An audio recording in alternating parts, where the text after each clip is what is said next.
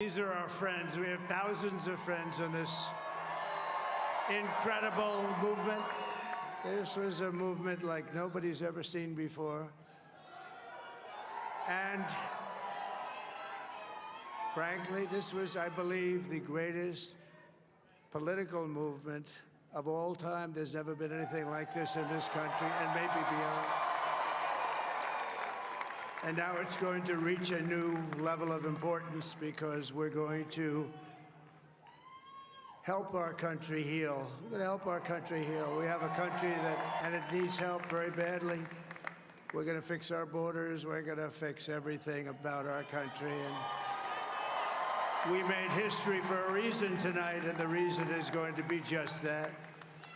We overcame obstacles that nobody thought possible, and it is now clear that we've achieved the most incredible political thing. Look what happened. Is this crazy?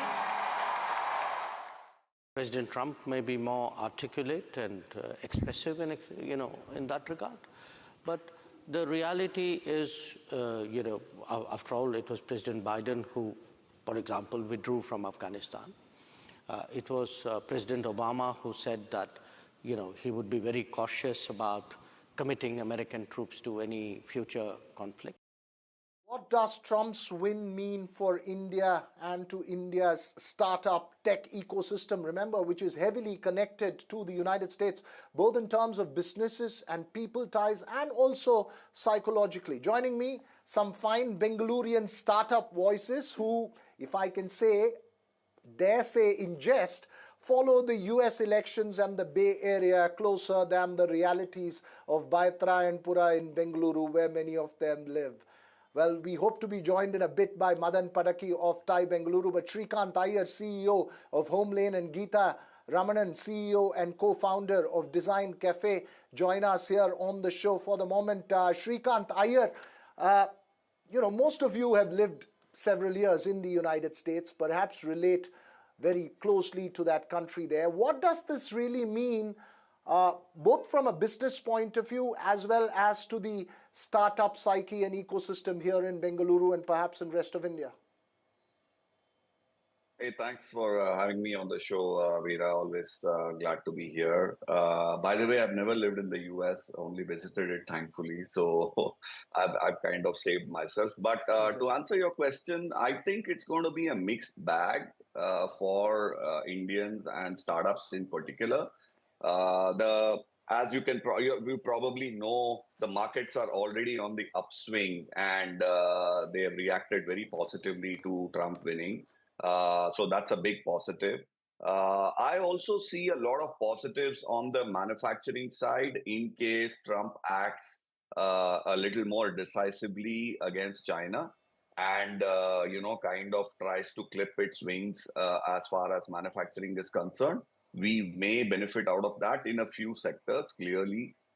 Chemicals is one, defense definitely, and maybe a few like that. The other one that I've been seeing, which is maybe not so much noticed, is in the last few hours, the cryptocurrencies have gone through the roof.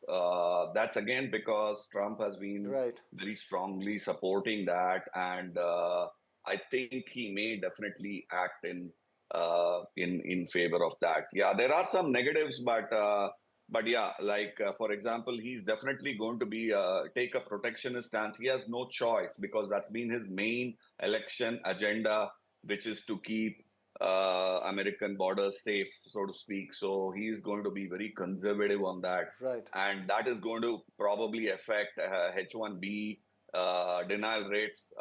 Maybe go up. Maybe unfortunate, but I think that's probably one implication. So yeah, those were some of the implications that came to my mind. Right, that's very important point that you're making there. Madan Padaki, I believe, is with us right now, who is part of TiE Bengaluru, which is a global network of for the startup community. In fact, working towards having a huge conference here in Bengaluru as well. Madan, I believe we've lost the connection to Madan. We'll try and get back to Madan in a bit. But Geeta, is there a sense of disappointment that the US lost its chance to have its first Madam President from the way you see it? And from the entire ecosystem point of view, what are your thoughts?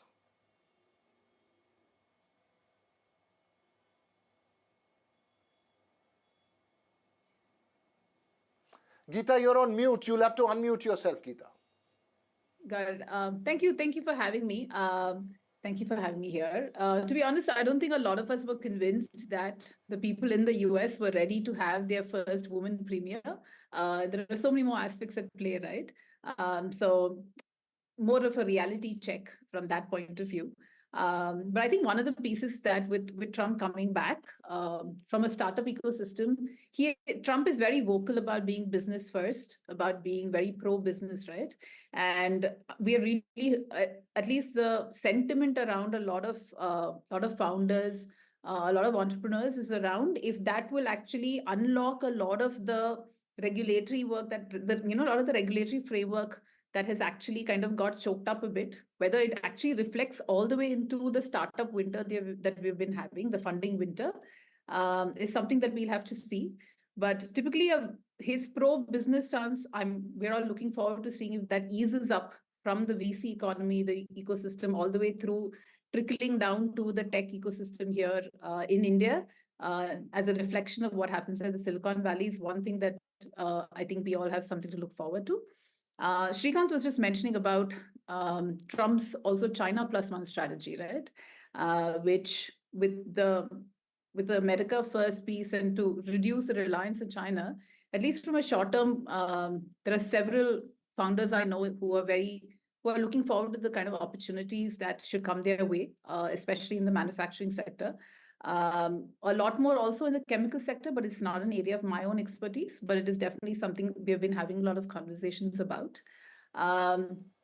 One other contrarian... So all kinds of conversations going on in the startup section. What you're saying, important points that you guys are raising in terms of sectors as well. We'll have deeper debates, but largely to understand the psyche, Madan, I believe we can get through to you as well. How much of an impact does it actually make? How much of a difference does it actually make? What are perhaps areas of concerns and areas where there's optimism based on the results that we've seen today? Thank you, Veera. Glad to be here. See, my sense is that, well, there are pros and cons. I believe that India is too large to be ignored. And everybody has to join the party here, the entrepreneurship party, the surge that we are seeing in entrepreneurship that's happening here in this part of the world cannot be ignored by any administration. When I was in the US a couple of months ago, meeting with a variety of our Thai chapters across, the interest that US has in India is only increasing. There's so much of conversations happening around on the Indo-US corridor. I think, I would say any administration will only ignore this energy at its own peril. My sense is that with Trump, who's been pro-business, to Srikanth's point as well, I think we will see an upsurge in activity.